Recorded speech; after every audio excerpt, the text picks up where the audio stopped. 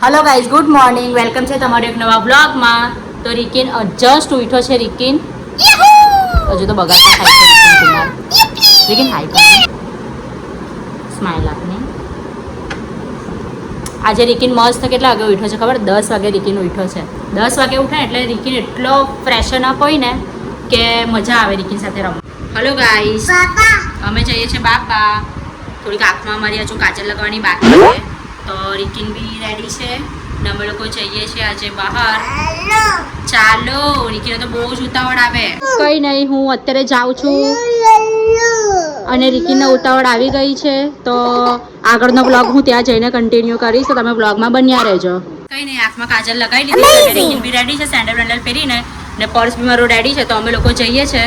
હવે હું તમને આગળ બતાવું કે અમે લોકો ક્યાં જઈને. મેં રિક્ષા તો ઓલા જ કરાવી દીધી હતી. તો ઓલા બોલાવી દીધી અને તમારો વોઇસ નહીં આવતો હશે કારણ કે આજુબાજુનો વોઇસ વધારે છે. કારણ કે બાઇક પર જશે ને તો બાઇક પર કેવો બધો ભીના થઈ ગયો. એના માટે મેં રિક્ષા જ કરાવી દીધી અને રિક્ષા બેસી રહીને શાંતિ બેસી રાખવાનું જોયા કરે.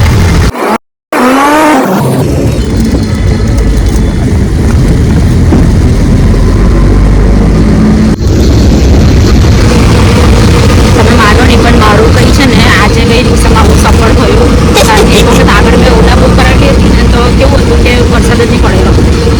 હવે આજે વરસાદ પડે છે તો આજે એમ થયું કે હા ચાલ ભાઈ બરાબર છે. માંથી ઉતરીને અમે લોકો આવી ગયા છે રિકીના ડેડીના મામાના ઘરે. ઇટ મીન્સ મામા સસરાને ત્યાં. તો હું આજે રહેવાની છું સાંજ સુધી અહીંયા. તમને આગળ સો ગાઈસ, રિકિન સૂઈ ગયો છે અને આરામ કરે છે. મતલબ મેં પણ થાકી ગયેલો હતો કારણ કે એનો ટાઈમ બહાર નીકળે એટલે ઓવર થઈ જ જાય. સૂવાનો, ખાવાનો, રમવાનો બધો ટાઈમ ઓવર થઈ જાય. તો થાકીને સૂઈ ગયો છે ને હું આ બ્લોગને અહીંયા જ એન્ડ કરી દઉં છું કારણ કે આખા દિવસનું બતાવવા જવા ને તો બ્લોગ લાંબો થઈ જશે. એના માટે હું બ્લોગને અહીંયા જ એન્ડ કરું છું. તમને બ્લોગ ગમ્યો હોય તો બ્લોગને લાઇક એન્ડ ચેનલને સબસ્ક્રાઈબ કરી દેજો અને સપોર્ટ કરતા રહેજો. બાય.